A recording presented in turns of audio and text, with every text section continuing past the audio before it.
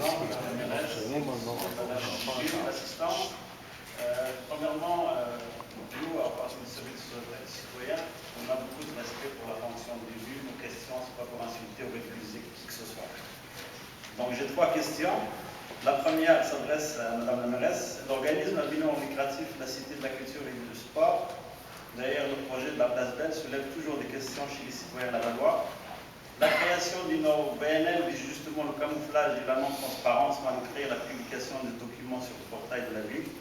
Le flou demeure, tant que le budget n'est pas bien ventilé, publié, détaillé. Donc, les membres, je n'ai pas besoin de nommer les membres qui étaient à l'OBNL jusqu'à la démission de M. Turbide. Donc, ma question s'adresse, le PC aimerait savoir, depuis le départ de Gaëtan Turbide comme administrateur, quels sont les membres de cette OBNL en date d'aujourd'hui et quel est le rôle de la firme d'Anton Harville et de M. Pierre L. Lambert dans ce dossier. Ça, c'est la première question. Ma deuxième question. Depuis des années, vous avez adopté des règlements opaques pour bâillonner le droit des citoyens lors des périodes de questions. Ces règlements sont contraires à la loi sur la cité, les cités et villes. Et il y a la clause 397, la clause 322. Donc, maintenant que je vous dis que c'est illégal, noir sur blanc, pour ne pas laisser place au gris. Et aussi, on a vu que le dernier événement à la ville de Laval, l'histoire de la couchette, qui est immorale. Monsieur. Oui. Si vous avez des propos qui mènent à des discussions, des débats, vous savez que c'est inapproprié. Et si vous pensez que le règlement est illégal, parce que je pense que vous êtes en train de dire que le règlement 11791 qui régit nos assemblées est illégal, ben alors vous ferez une contestation comme citoyen, mais moi je peux vous dire que l'ensemble de notre contentieux, de notre greffe, a collaboré à ce règlement-là. Il n'y a rien d'illégal dans le règlement.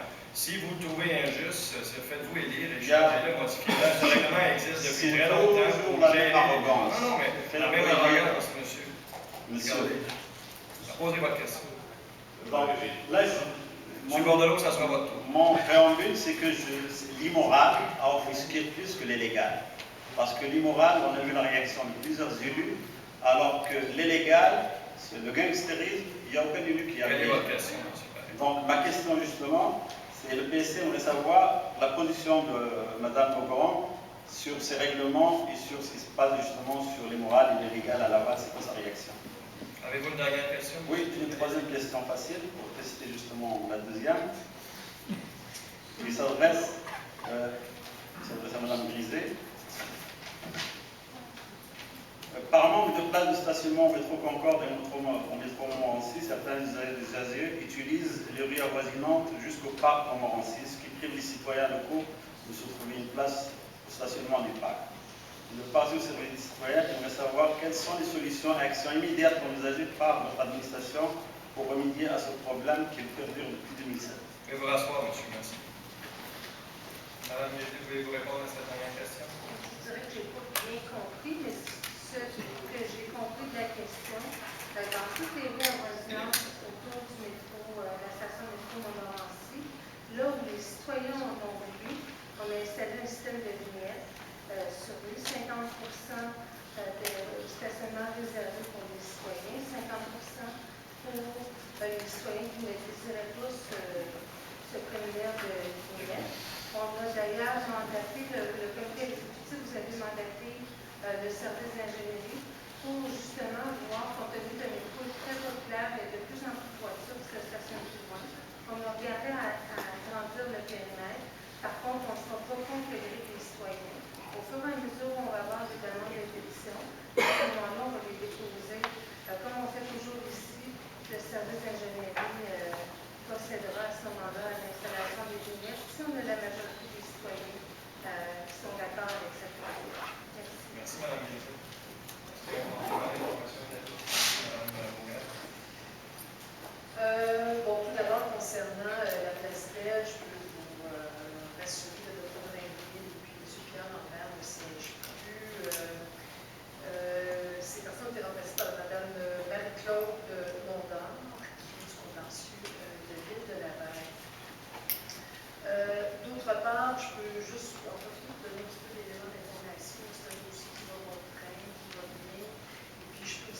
je parlais au ministre Gaudreau hier matin, et M. Gaudreau me disait qu'il était très satisfait des rapports des